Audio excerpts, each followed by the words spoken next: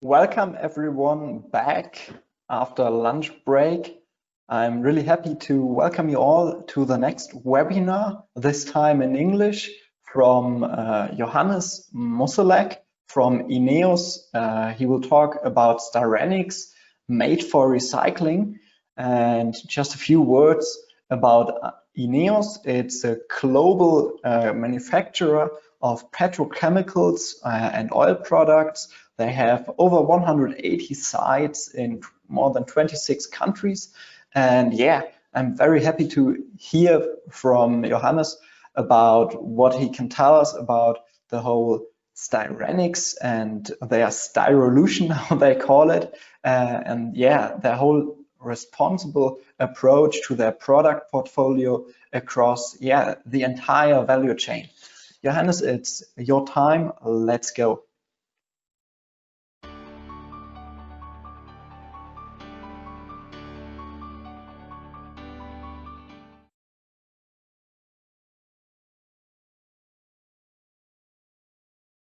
Hello and welcome to a presentation on Styrenics made for recycling. My name is Johannes Musseleck from INEOS Styrolution.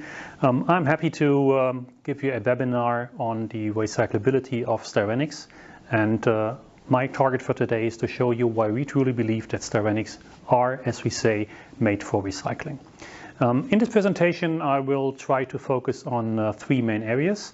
The first one would be that we look at depolymerization, which is a wonderful technology and a wonderful approach to bring waste from, for example, polystyrene back into the monomer, from where we can make new products, new polystyrene, for example, out of it. A very circular approach, a great technology for recycling. The same applies for mechanical recycling, which is going to be the second part of this presentation, in which we will be looking at mechanical recycling of, for example, ABS and how it works, where we are in this journey, and what we can offer to you right now. And finally, I would like to give a very brief outlook at bio-attributed feedstock, how we try to bring bio-attributed feedstock into our products, and what already is available on the market, what we can offer in this regard. Good. So hopefully you're ready to go, and you're looking as much forward to this as I am. Before we get started, I will give you a bit of context, a bit of an introduction to INEOS Styrolution in the context of the circular economy. We are very actively contributing to a circular economy as INEOS Styrolution, not just as a company, but also in the framework of the whole industry and of INEOS Group.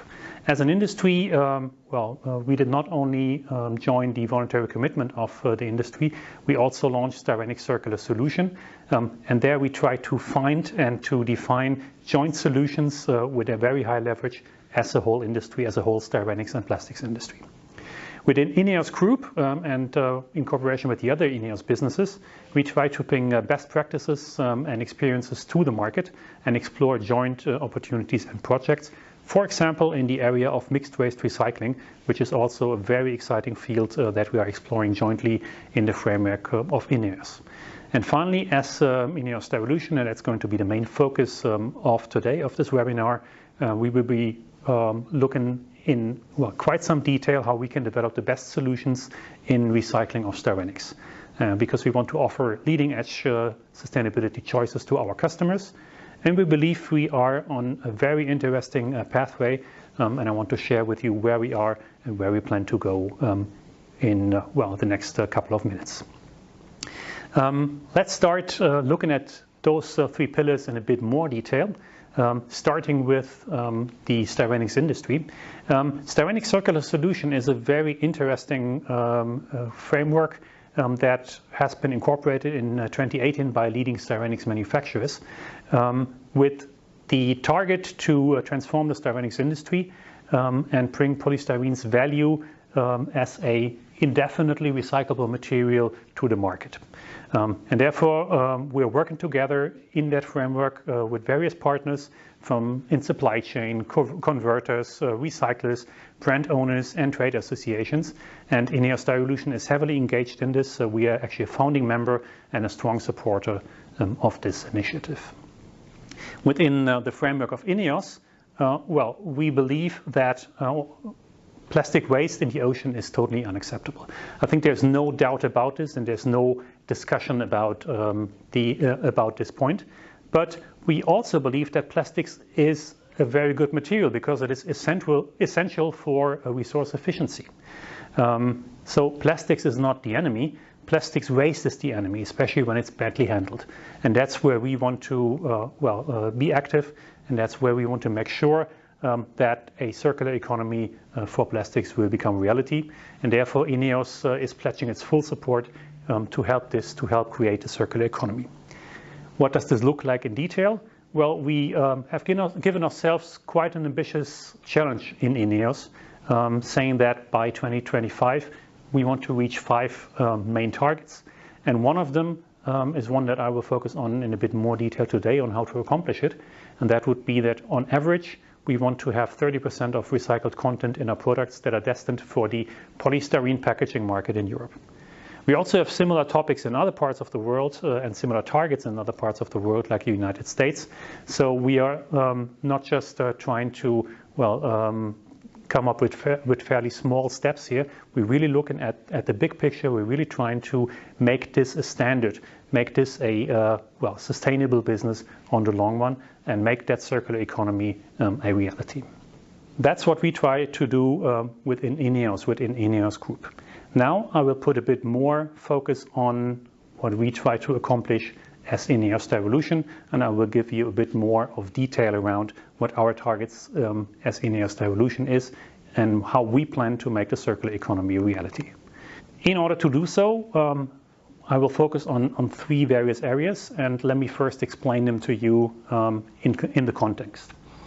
Typically, our production starts with feedstock that goes into monomers, and from there we produce polymers. That is our daily business, and that is what we do today, like other players in the industry are. And then those polymers are converted into products by our customers, and from there are being used by the consumer. Now, how can we make the circular reality? There's 3 approaches that we try to get accomplished here in order to become more sustainable. The first is that we take the waste that is coming from the usage, shred it, and by mechanical recycling, put it back into a polymer. We add a bit of our magic, so we add modifiers and other stuff, which is basically the know-how that we have from many, many years of producing these materials, so that we can come up with products that have a very high performance again. The other way, and that's what I will start with in a minute, is that we take the shredded clean waste and depolymerize it. What is depolymerization? We will look at this in more detail soon, but just a quick word on it. Depolymerization is basically bringing a polymer back into the monomer.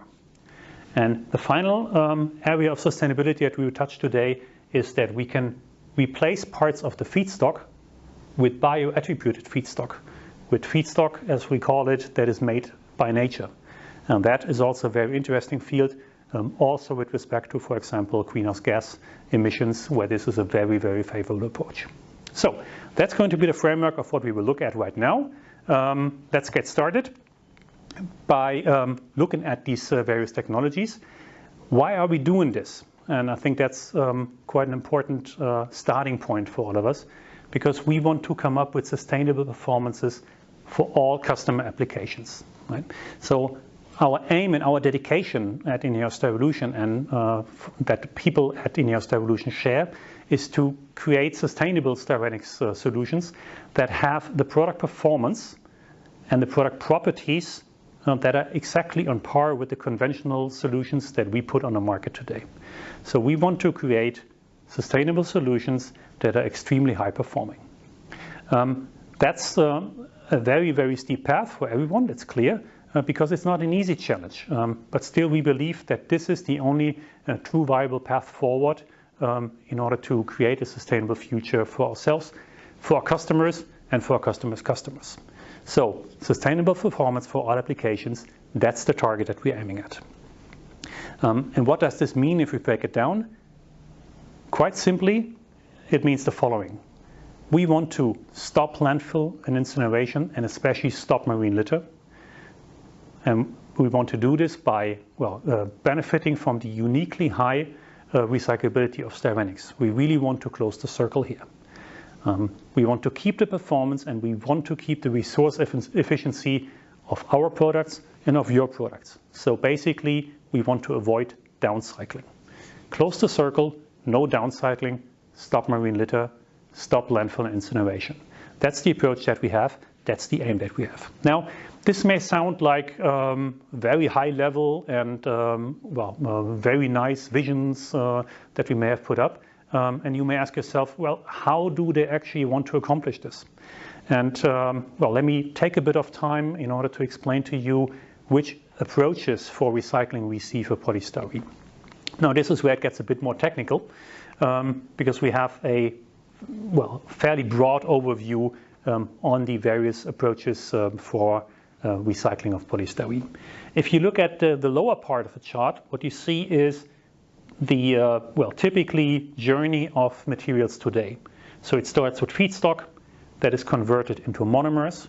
From there, it's converted into polymers, which are then converted into products that can be used, and from there go to waste, which can be incineration, landfill, and so on. Now, since we want to stop this, what we want to do is to create a recycling circle that starts right after the use phase of the customers, of the consumers, etc. And we want to go back into the earlier stages so that we can become really circular here. And earlier stages means various things. It means polymers, it means monomers, and it means feedstock. And there are various technologies in place that can be used for the products in order to bring them back into earlier stages. Let's start with feedstock. Here we're talking about methods for mixed waste recycling, like gasification or like large-scale pyrolysis of mixed waste. This is extremely flexible because, when you look at the waste feed, when you look at the recyclates, you are extremely flexible in what you're doing. But it's large-scale and fairly complicated approaches as well. That's why this circle is probably the biggest ones of all of them here. A lot is under development here and can be subsumized under the term of advanced recycling. Into this term, we would also subsumize something which is quite at the core of what we are doing at INEOS Styrolution, and that is so-called depolymerization. Depolymerization, as the term already says, means bringing a polymer back into the earlier stage of a monomer. So we go from polymer back to monomer. It does not go back into feedstock. It does not go back into a steam cracker or something. It's a fairly simple step by rolling back one step in that value chain, back from polymer to monomer. The advantage of this is that, with these monomers, we can basically start from scratch as far as the normal use cycle is concerned. So we have extremely high flexibility because we basically go back to styrene, to the product that we use for all of our products.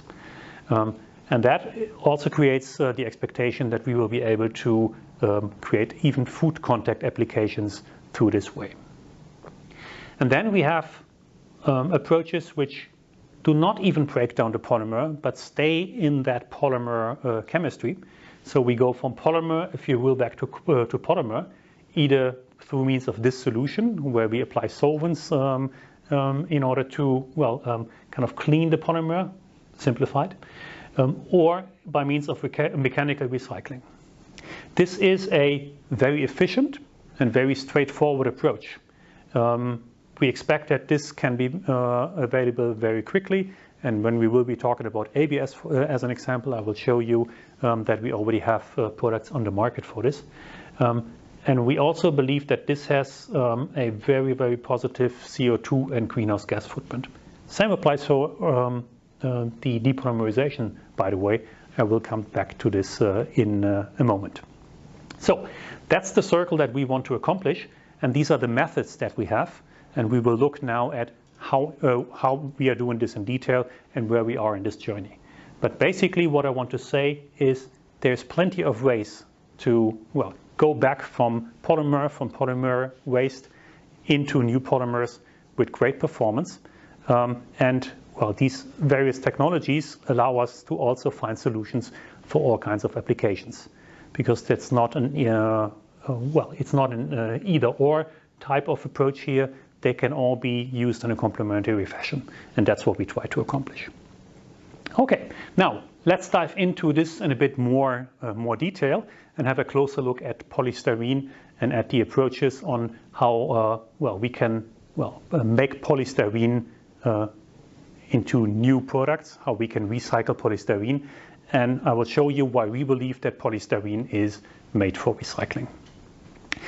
Now, you all know the proverb that a cat has 9 lives. Well, in some cultures, it's a cat has 7 lives. But basically what this says is that a cat is always coming back, right? So even when you believe the life is over, they find a way to come back again. Now, that number of 9 or 7 in cats is a different number that I want you to remember when we talk about polymers.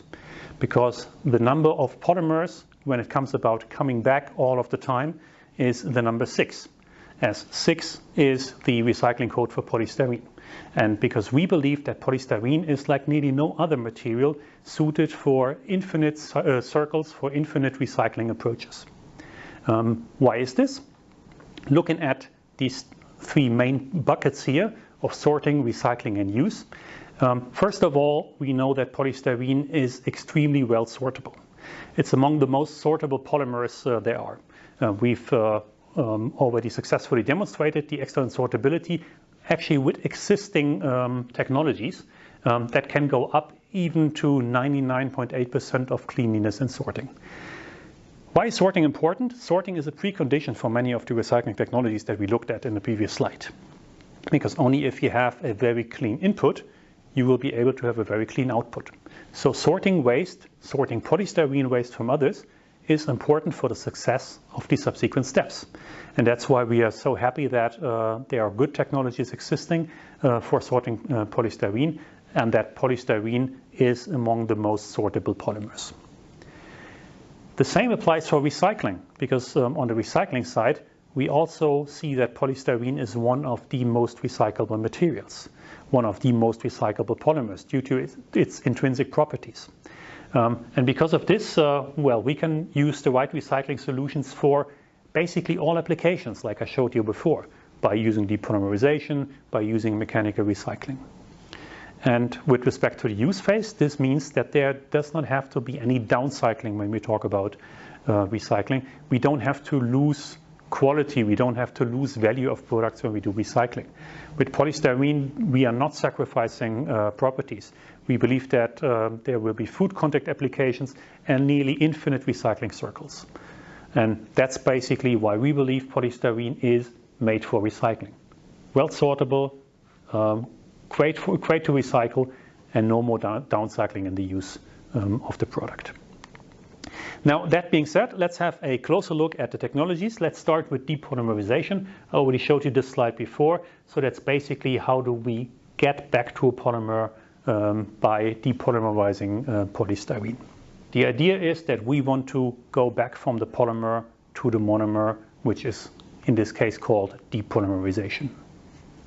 What's the advantage of it? Well, first of all, it's a fairly short circle, as you can see.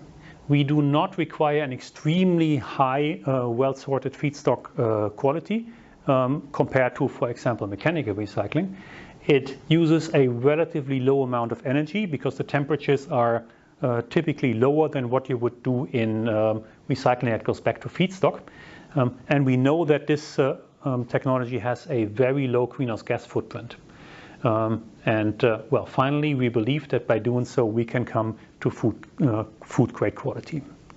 So in essence, the message here is that we want to take the single out of single use.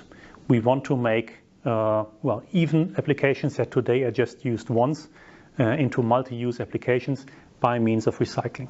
We want to keep the value of polystyrene by putting it back into the mix and by putting it back into polymerization. Let's have a closer look at this, and in order to do so, I will show you a very quick movie that explains to you how the process of depolymerization works. This is a yogurt cup. Okay, obviously.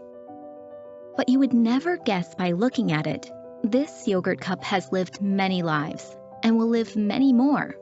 How? Because it is made out of recycled polystyrene. Until recently, this cup would have been downcycled, or burned, or even worse, ended up in a landfill, a valuable resource which could have been used over and over again, lost. Hey, wait. We don't have to go down that road anymore. Because polystyrene is made for recycling. Polystyrene has the wonderful and unique property of breaking down easily back into its building blocks. This method of recycling polystyrene is called depolymerization. So let's follow our yogurt cup. After washing and sorting, it's milled into fragments less than 30 millimeters, and then heated to 450 degrees Celsius, causing it to break down back into its original components. The resulting styrene oil is then purified by distillation. Finished. Wow! We now have styrene monomer, just as good as before, which can be used again for the production of polystyrene or other styrene products. With no quality loss. Even food contact applications are achievable, like our yogurt cup. With the depolymerization of polystyrene, we make a true circular economy become a reality. Together, let us save and even reclaim valuable resources, minimize waste, and reduce our environmental footprint.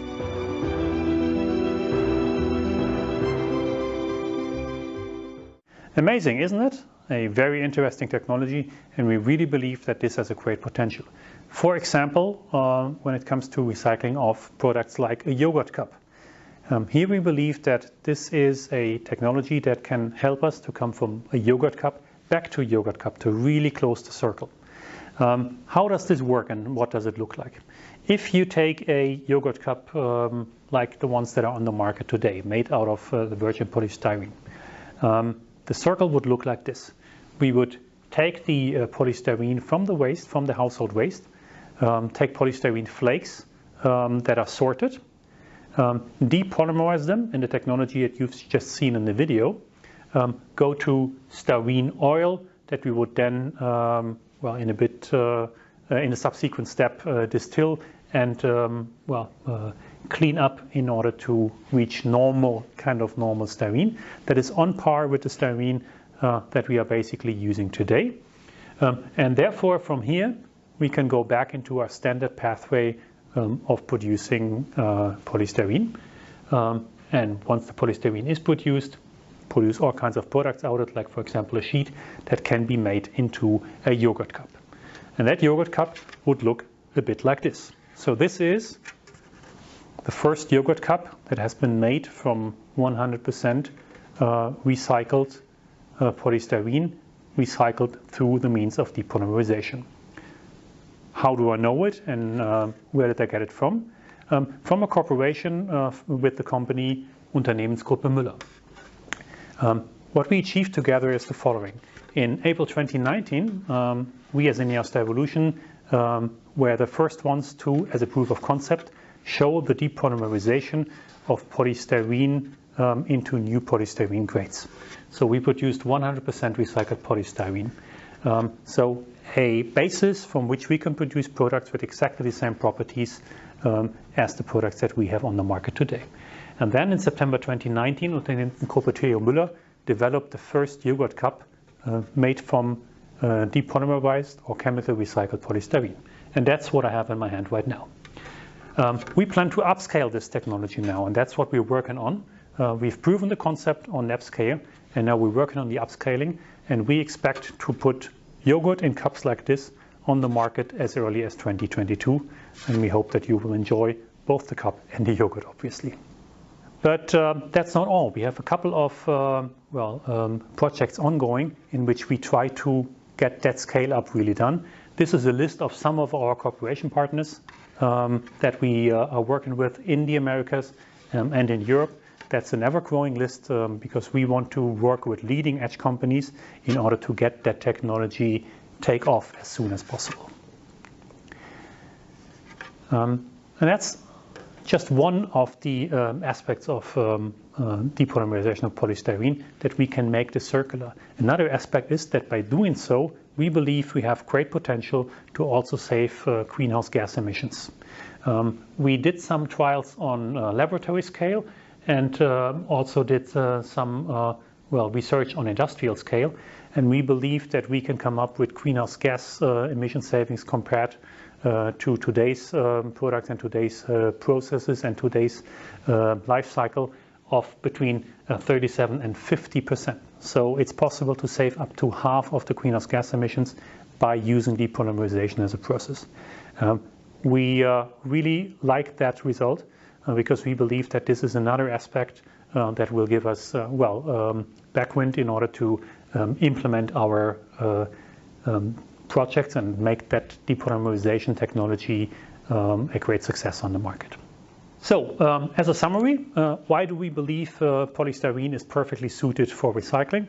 Well, first of all, it has intrinsic circular capabilities that, for example, allow to depolymerize it back to the monomer in a fairly easy fashion. It's suitable for various recycling technologies, not just depolymerization, also mechanical recycling. And it allows for recycling that can even go into food contact applications. So we really believe that this is a wonderful product to close the cycle, that this is made for recycling, maybe like no other product on the market. So from there on, let's maybe have a look at another technology that I already mentioned quite a couple of times, and that would be mechanical recycling. Now, in the initial framework that I was showing you, you saw that mechanical recycling is probably the easiest of the recycling approaches, in the sense of it has the shortest circle. And that has quite some advantages, because that means that you don't even have to go back to a monomer, let alone a feedstock. You can stay within the range of a polymer and rework this into very valuable products. It's a technology that does not only work for polystyrene, it also works for other products, and it's a very simple and direct process. Low energy consumption, a very favorable greenhouse gas footprint. It uses existing technologies, but, and that's kind of the compensation for it, it requires very well sorted waste. If you want to have mechanically recycled products, you need to have well sorted materials as an input. So, how does it work? Well, first of all, it works for not only ABS, not only polystyrene, but also for other products. I will, in today's presentation, focus a bit on ABS, because we've been looking at polystyrene when it came to depolymerization quite a bit. But the same is basically possible for polystyrene. Here we've already demonstrated successfully that you can come to very, very high quality and highly pure polystyrene via mechanical recycling with purity levels that are exceeding 99.9%. And we are currently finalizing tests to further substantiate these achievements. The target also in mechanical recycling is to be able to offer grades with no sacrifice in performance really soon. And that's what we're already doing for ABS. We are producing materials that have the same properties or properties on par with non-recycled grades, and that can be used as a drop-in solution with even up to 70% of recycled content. Like all products that we are offering that are recycled or that have bioattributed feedstock, we subsumize them under the brand of Styrolution Eco. Therefore, our ABS would be called Tellurane Eco Crates. Now, how do these Tellurane Eco Crates look like, and how are they made? Well, again, I will show the same to you in a very short video that we produced in order to explain a bit what the process is and how we believe we can come to build the best recycled ABS in the world. So let me invite you to have a close look at this short animation again. This coffee machine has been responsible for many fine cups of coffee, but eventually all good things must come to an end. Like many electronics, it's made of ABS, a popular thermoplastic. Until recently, this coffee machine might have been downcycled for the production of lower grade products such as park benches, flip-flops, or storage boxes. Or even worse, it would have been burned or ended up in a landfill. A valuable, high-quality resource would be lost. A real pity. But wait. It doesn't have to be this way anymore. Because ABS is made for recycling. An innovative recycling and compounding process allows electrical and electronic parts made of ABS to be recycled to new, high-quality grades. And the great thing is, they are just as good as those made of traditional raw materials. So let's follow our coffee machine. After shredding and sorting, the recovered plastic materials are size reduced and go through a complex separation process. The extracted recycled ABS fractions are now compounded with the traditional material and performance modifiers. This helps manufacturers create products that are strong, light, and aesthetic. A recycled grade with excellent properties is created and can now be used as a drop-in solution to produce innovative, high-quality products again, like coffee machines. Thanks to this mechanical recycling method, we make a true circular economy for Styrenics become a reality. And what's more, these products have a significantly lower greenhouse gas footprint as well. Together, let's make better products, save resources, and reduce our environmental footprint with the best recycled ABS in the world.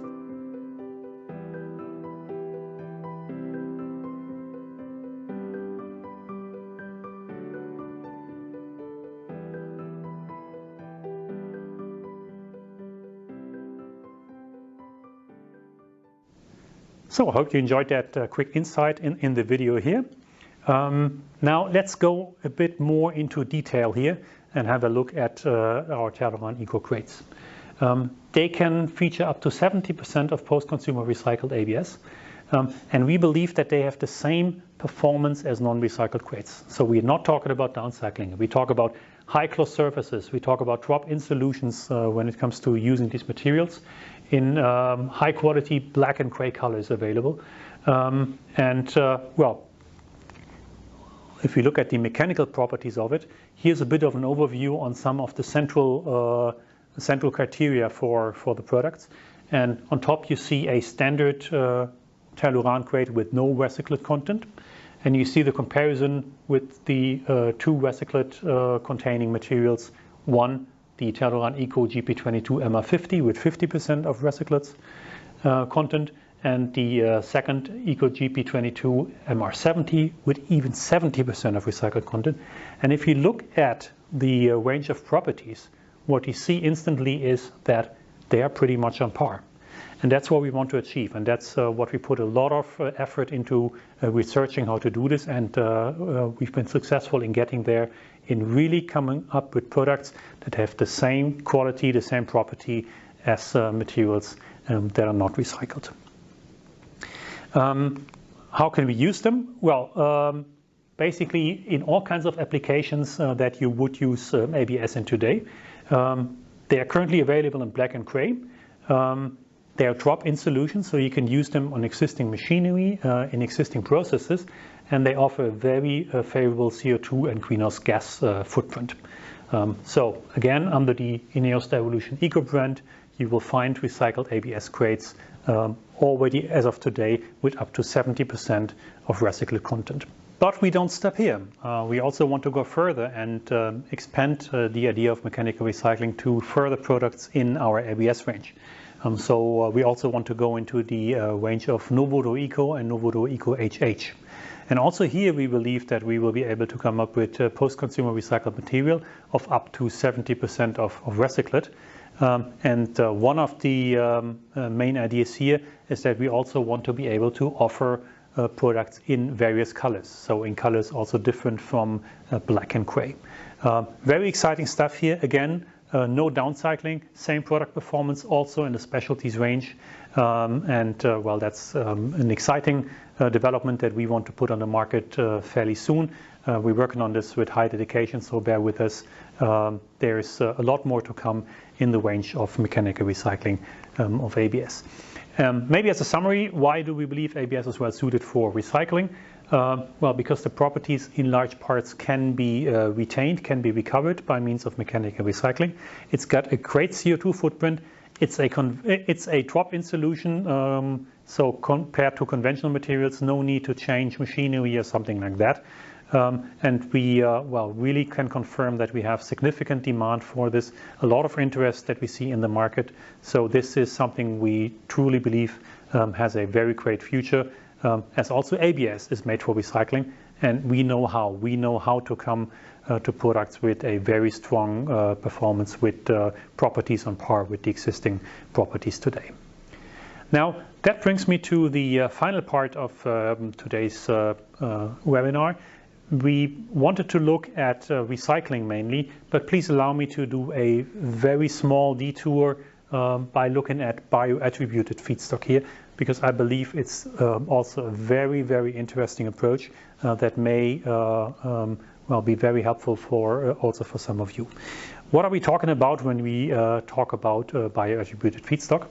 Well, basically we talk about mixing feedstock in a mix of fossil and renewable contents, then go into the existing production processes, and at the end of the day attribute what we put in as renewable to the output products. This can only work if there is a credible external certification system, and we already have this in place with a highly respected entity called RSB, that's the Roundtable of Sustainable Biomaterials, and they are controlling the process, they are controlling that we are clear in that attribution and only put the renewable content on the market if we put in before. That being said, this approach really allows for a very easy transition to renewables because we can use the existing processes and we come to existing well, product properties and product characteristics. So there's no compromise in performance. It's not competing with food or land use. There's no additional product development necessary. It's a true drop-in solution, so no need to adapt technology or to go for a new registration or regulatory approval. And that's why we believe this can be a very, very handy solution for companies that well, want to come up with materials that are performing very, very strong on a sustainability scale, especially when it comes to greenhouse gas emissions. Because with these products, we already see a reduction in greenhouse gas emissions of up to 74%. With these products, I mean the Styrolux and Styroflex crates that we are putting on the market with up to 60 and or 30% of recycled content in the overall product, because we replace the styrene content in these products either half or at 100%. That's what's available already today. That's what you could order today. But we also promise you that there's additional solutions under development, so that range will grow further. Just a quick look at bioattribution. We believe this has a strong future. It wasn't in the perfect focus of today's presentation. That's why I stop here. But if you want to have a closer look at this, we're happy to supply you with that information. And we also having a lot of follow-up information on our Styrolution Eco webpage, which is to be found at styrolution-eco.com. And here again, we will show you why we believe Styrenics are made for recycling. I hope I was able to do so in the past minutes, and I hope that you also understand now why Styrenics are so perfectly suited for recycling and are so perfectly suited for the circular economy. We will try to make this a reality soon. We will try to upscale into large-scale production of these products, and we're looking for your support and for your cooperation here. And I thank you for your attention. And again, any additional material available on our website. Thanks for today.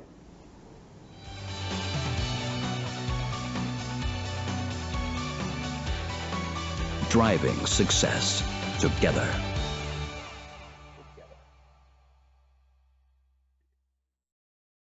Well, thank you all for attending this webinar.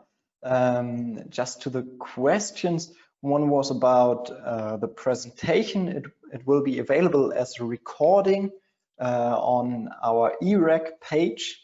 If you refer to the PowerPoint presentation, I can of course ask that as well, if we can maybe give that to you in some way. And Julia Dagazzanli, I will forward your question to Johannes himself, and then I think he will be able to answer you directly. Thanks to all of you. One more thing, you could have a look at our LinkedIn group of the e-rec and connect with all the other attendants if you want to. And yeah, I'm very happy to see many of you for the next webinar. The next one will be in German at 15:15 with Elena Pack about the ability of recycling of von Verpackungen and from Interzero. And the next English presentation will be at 5 p.m. and 15 minutes from Evan Schwartz of AMCS, and we will follow that at 6 p.m. with John Shagarian of Erie from the USA. I hope to see some of you again, and have a nice evening or afternoon. Bye bye. See you soon.